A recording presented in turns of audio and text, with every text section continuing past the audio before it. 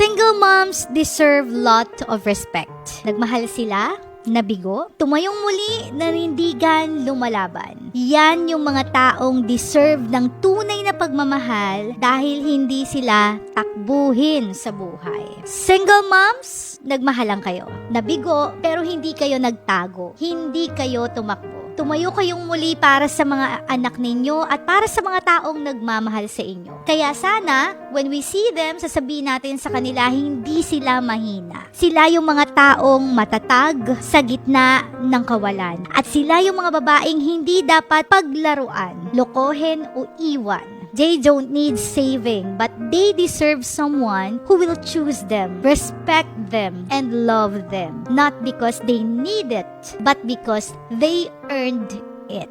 Oh, diba? Perfect! So, sa lahat ng mga single moms, no? At sa lahat ng mga kaibigan ng mga single moms o sa lahat ng mga nagkakagusto sa single moms, alam niyo ang laki ng respeto ko sa mga single moms. And yan yung gusto ko rin sana na ipaabot sa inyo. Na sana, pag nakakakita tayo ng mga single moms, hindi yung number one judgment yung nasa isip natin na parang, ay, ayan, naanakan, o kaya naman, nagkaroon ng failed relationships. Alam nyo, I don't see them like that. Iba. Pag nakakakita ako ng single mom, nakakakita ko ng kakaibang strength. Nakikita ko sila as an individual na sobrang lakas, sobrang tapang sa buhay. Kasi sobrang hirap maging single mom. Sinasabi ko nga, di ba? Ako nga lang alagaan ko yung sarili ko, hirap na ako. How much more, alagaan mo yung isang tao, panindigan mo yung isang tao, kahit wala kang katuwang sa buhay, pinanindigan mo. And it's not easy na manganak. Hindi madali na magbuntis dahil nilalagay mo yung kalahating paa mo sa hukay. Hindi madali yon. May mga choice sila sa buhay na pwedeng wag ko na lang to panindigan, di ba? Pwedeng iba na lang yung gawin ko sana, pero hindi. Hinarap nila yung challenges. Hinarap nila yung shame. Hinarap nila yung sasabihin ng ibang tao. Kahit na mabubuntis sila, kahit na mahihirapan sila, kahit na delikado yung buhay nila, kahit hindi nila alam paano bubuhayin yung bata na yun. With all they have,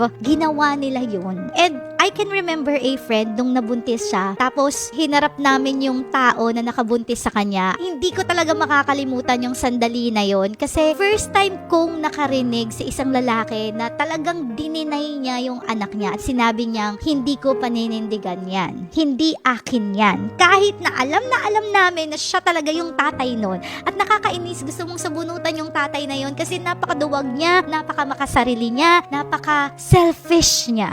Diba? Pero, iba rin yung naging pagtingin ko dito sa nanay kasi kahit na gano'n yung sinabi sa kanya nung nakabuntis sa kanya, pinanindigan niya yung anak niya at alam ko na napakahirap ng buhay ng nanay na ito. Napakahirap because that time, ano pa lang siya, estudyante pa lang siya, diba? Wala siyang kabuhayan, wala siyang trabaho. Student, mahirap ang buhay. In fact, nagbo-board lang siya at ginagapang niya ang kanya pag-aaral tapos nabuntis siya. Marami siyang pwedeng gawin, diba? Para hindi na lang matuloy yun. Pero pinanindigan niya. Kahit pa hindi niya alam paano niya bubuhayin yung anak niya at paano niya iso-survive yung sarili niya sa ganong sitwasyon, pinanindigan niya. Kaya kakaiba yung strength, kakaiba yung tapang ng mga single mom. Kaya kung meron man akong isang tao talaga na gusto ko talagang pasalamatan at gusto ko talaga na, alam mo yun, i-highlight, yun na yung mga single mom. Hindi dahil nagkamali sila sa kanilang buhay, kundi dahil pinanindigan nila at hinarap nila kung ano man yung mga sinasabing pagkakamali ng society. So, sana pag nakakakita tayo ng mga single moms, we also have that respect